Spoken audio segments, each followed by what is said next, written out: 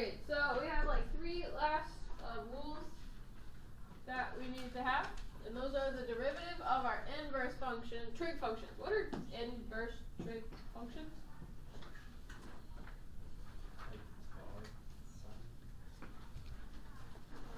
Arc sine, arc cosine, arc tangent. So remember that you can see them as arc whatever, or we can also see them as like sine with like the little -1 on it, right? They mean the same thing. The arc sine is just like an older notation. The little -1 is like a more contemporary notation. Okay, but what do they do? They undo trig functions, yes? So like if I'm trying to solve an equation that has a trig function in it, I can use my inverse trig functions. Yes? Okay. That also means that, so for trig functions, what do we plug in? Angles, and we get out just numbers, right? Values, constants, okay? We can also think about the output as the relationship between 2 sides of a right triangle. Yes? Okay. But if we're going the opposite direction, yes? That means for our inverse trig functions, we're plugging in numbers, and we're going to be getting out angles. Yes? So it's just helpful for us, because like there's going to be one that we're going to look at where we're given a point, and our point is going to look backwards, because we're going to get a number, comma, an angle, because we're dealing with inverse trig functions. Yes? No maybe. Okay.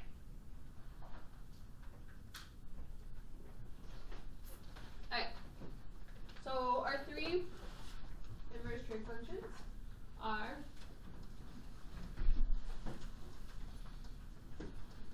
sine inverse, cosine inverse, and tangent.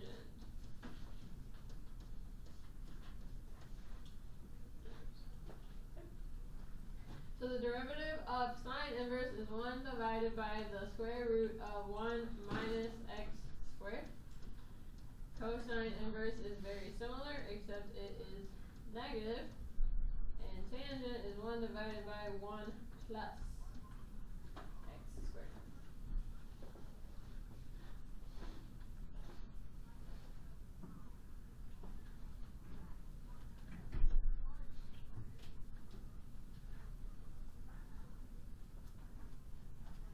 Any ideas as to where those things might come from? We got square roots and 1s and x squareds. What else have we looked at that has squares and 1s? Whatever it's called, like the trig relationships, like the sine squared. That's, yeah, the broader one, the one that's from like geometry.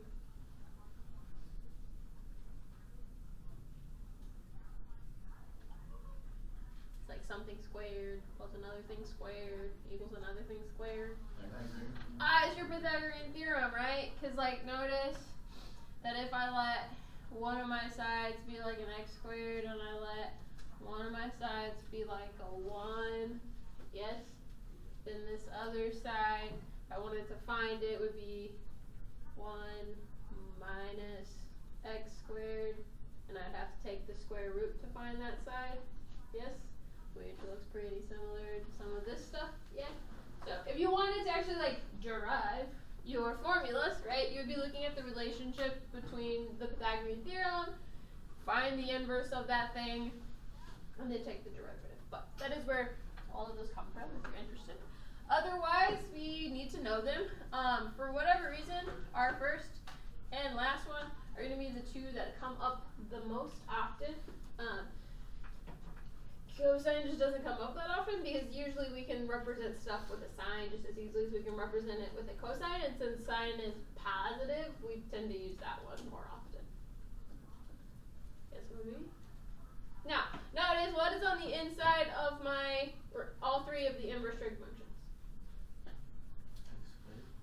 No, on the inside of my inverse, right? X, okay, yes, which then when I apply my derivative becomes an x squared, yes? But what happens if this becomes something else inside of it? What would we have to do? Yeah, we'd have to do a chain rule. Yes. And we would also have to square whatever that is. Yes, so the x is just a placeholder. So let's look at an example with that. So we have arc sine, which remember arc sine is the same thing as sine inverse. So we're taking dy dx, our derivative. Now, do I just have x on the inside? No, we have a what? 2x. So I have the square root of 1 minus, and it's whatever is on the inside squared. Okay, again, the x is just a placeholder. Whatever's on the inside there, that is what we're squaring. Well, because we have stuff on the inside, I also have to do this chain rule.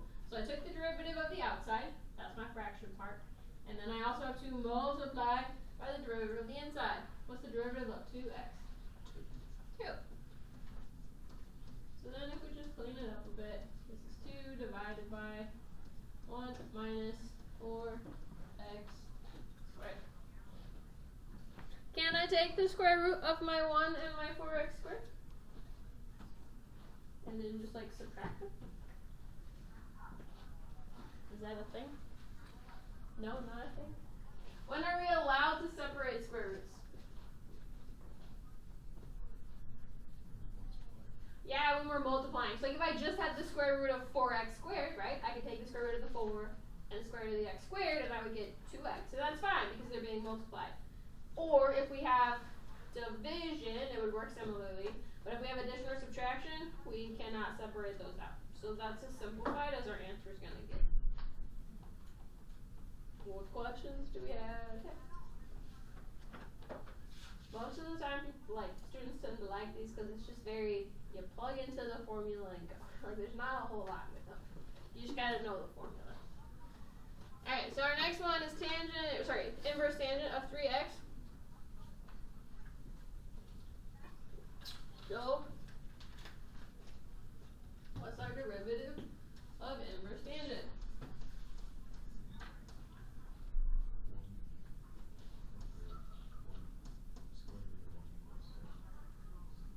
No square root on this one. This time it's just the stuff on the inside squared. And I still have to multiply by the derivative of the inside, or the 3x.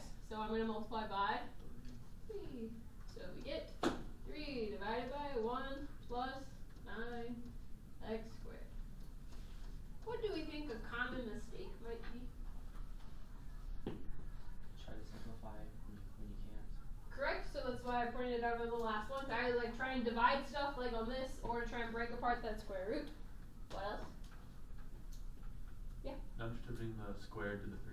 Ah, that's a really common one, right? Is to just put 3x squared instead of 9x squared, right? Because we're having to square that entire thing. And then the last one is to kind of forget to multiply by the derivative of the inside stuff. Yes. So again, none of them are necessarily hard, but you do got to remember each of your things you're supposed to do. Questions on that one? Oh, right. Now I have a 5 on the outside. That's a 5 times arc sine. Do I have to do the product rule? Yes. Does my 5 have a variable? No. No, so my 5 is a constant. The only time that I have to do a product rule is if I have the stuff with variables times other stuff with variables. Yes? So if my 5 is just a constant, I don't have to do the product rule. Same thing with division, right? Like what I have on the inside here. Does my 3 have stuff with variables in it? No. So do I have to do a quotient rule? No. It's only when it's variables times variables or variables divided by variables. Okay? If it's just constants, I don't have to do my product or my quotient rule. So the 5 is just going to hang out in the front. And we'll multiply it in a second. What's the derivative of arc sine?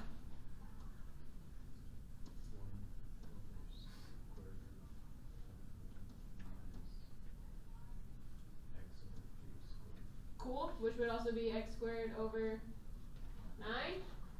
And then I have to multiply by the derivative of the inside, which is x divided by 3. What's the derivative of that? Negative 3x to the negative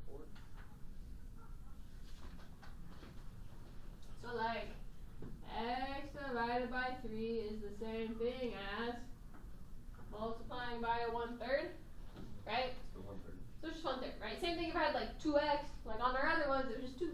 This time it's just 1/3. So I have my 5 on top, divided by 3 square root of 1 minus x squared, divided by 9. Okay, free response question. We're fine to leave it there. Okay? However, does that answer look super pretty? No, because we got a fraction within a fraction. Yeah? And like if we have a multiple choice question, they're probably not going to leave your answer like that. So ideas on what we can do here.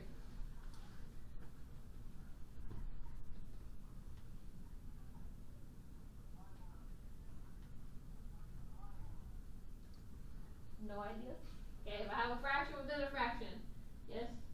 Might it be helpful for this fraction to maybe go away or reduce or something like that? Okay, so how would I combine the two things on the inside there? If one's a fraction. Find a. Ooh, there we go. So this is technically 9 minus x squared all divided by 9. Yes? And now this is division. So can I divide radicals if I have division? Like I can take the square root of the top divided by the square root of the bottom? Yeah, because it's division now. What is the square root of 9? 3. So we just have a 3 down on the bottom, which is handy because I also have a 3 being multiplied, yes? Which means that those 3's do what? They reduce to 1. So I just end up with 5 divided by the square root of 9 minus x squared. Which is a much nicer looking answer. What questions do we have on that? Again, most people are going to make the mistakes in the algebra-y stuff, yeah? So like, I had, let's see, 1, 2, 3, 4, 5 steps. How many of those steps were calculus steps? 1. One of those steps was a calculus step, right? And most of us, as long as you know your formula, yeah, like we can do pretty well with the calculus steps. It's just all the other stuff reducing that we usually make mistakes with. So that is the hard part about calculus, is that all your other like algebra knowledge still applies. So we still got to be able to do the fractions and the radicals and all that fun stuff. Do you have any questions about that one? Cool. I think I have like 2 more. Ah, yeah, this is a fun one. What we have? It's a fun filled, right? We got a 3-layered function, yes? But we should know how to do these if I want to take the derivative. Oh, that should be a t, by the way.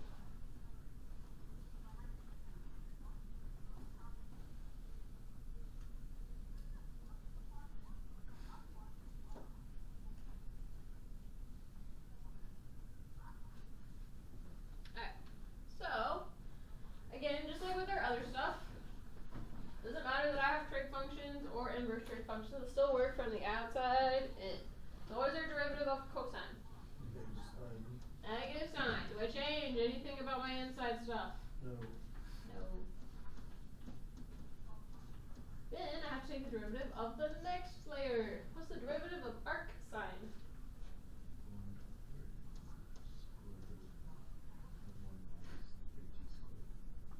Yes, but like the whole thing squared, right? Yeah. Or in other words, 9t squared? Okay, it's a bad squared. Alright, and then I have to take the derivative of my innermost layer, which is 3t. What's the derivative of that? 3. Now we gotta do a little bit remembering of our trig things. What is sine of arc sine of 3t? 3t. Yeah, right? It'd be like if I had the square root of x squared, or I'm squaring a square root. Those things are inverses, so they undo one another. Sine and arcsine are inverses of one another, so they undo one another. So I'm just left with the inside stuff.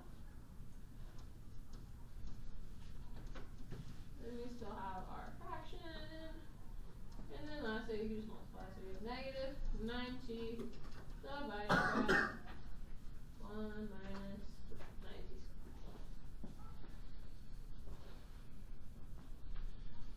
What questions do we have there?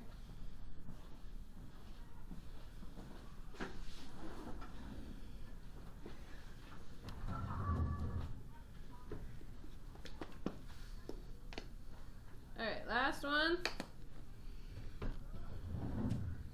is to make an equation. So remind me, what are the two things that we need in order to make the equation of a line? Point and slope. Do we have a point? Yes. Yeah, it was even nice and I gave you the whole point. Yes? But what do we notice about our point? Radians. It is in radians. But specifically, where is my radian? The Y. The y, which we said is what it should look like, because for our inverse trig, I plug in a number and I get out an angle. Yes, no, maybe.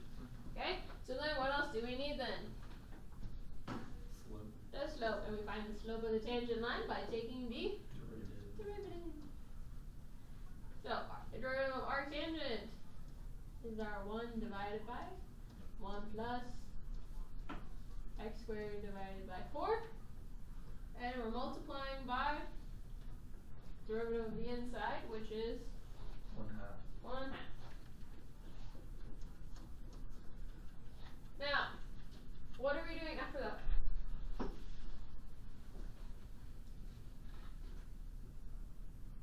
Do I just want the general derivative, or do I want the derivative somewhere specific? Derivative is more specific. Yeah, we want it at 2, right? So if I'm going to plug in a number, I'm not going to waste my time simplifying, because I'm just going to be plugging in anyway.